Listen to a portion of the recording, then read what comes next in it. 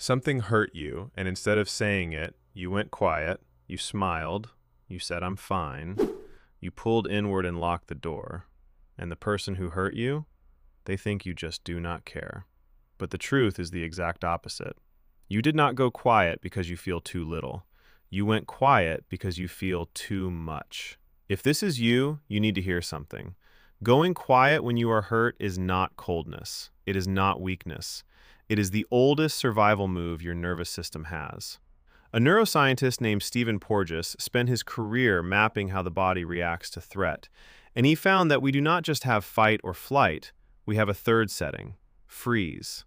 When expressing your pain feels dangerous, when it feels like speaking up will only make things worse, your nervous system does not pick a fight and does not run. It shuts down. It goes still. It goes silent.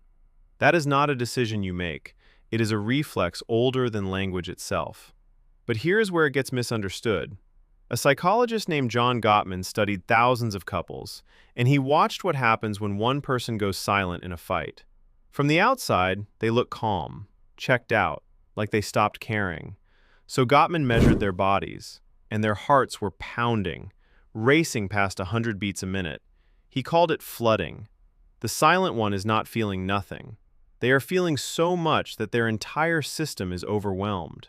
The silence is not a wall, it is a dam, barely holding back a flood. So why do some people do this, and others just shout? Because you learned it. Nobody is born swallowing their hurt.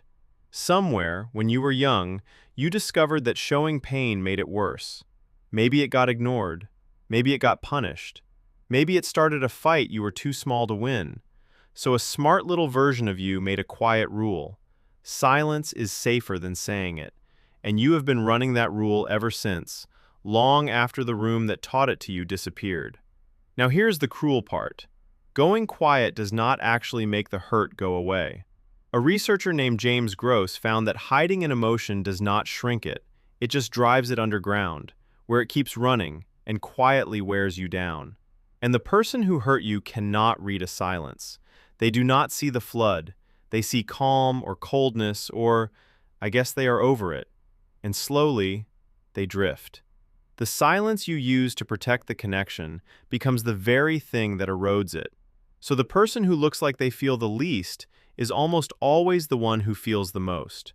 So how do you break the pattern? You do not need the perfect words. You just need to break the silence with one honest sentence.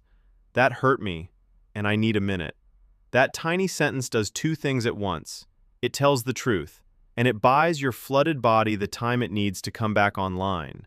Because Gottman found it takes about 20 minutes to calm down enough to actually talk. So it was never speak now or stay silent forever. It is, I need a minute, and I will come back. The coming back is everything. And slowly, you can unlearn the old rule. The people who love you now are not the ones who taught you to disappear. It is safe to be a little louder about your hurt than you were ever allowed to be.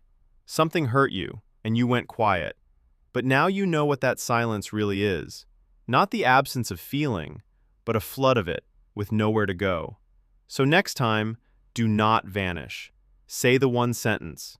Because the people meant to stay are the ones who will wait through the quiet and be glad you finally spoke.